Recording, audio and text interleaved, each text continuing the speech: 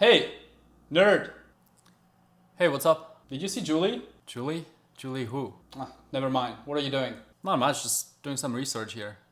Researching what? I don't know, it's this guy, some blogger called Financial Samurai. Oh, him. Well, you know him? Dude, everybody knows him. The best financial blogger out there.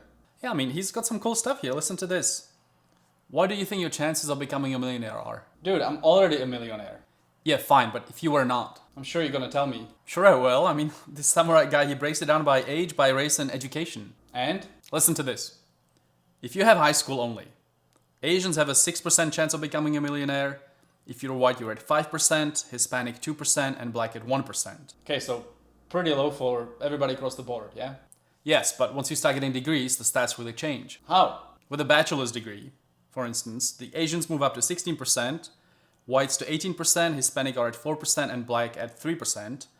But once you get a master's, I mean, the Asians move up to 27%, the whites are at 38%, and then Hispanic at 11%, and black people at 6%.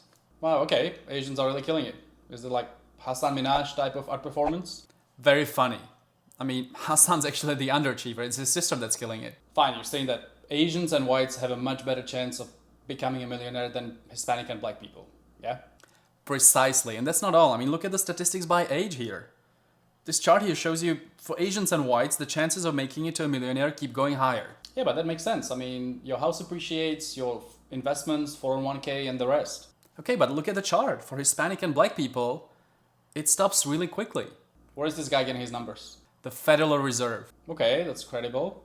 Exactly. And the final chart, I mean, the guy breaks it down by race because that's ultimately what this is about, right? Your best chance in America is if you're Asian or white. You're at 21, 22%. And if you're Hispanic or black, you're at 6 or 7%.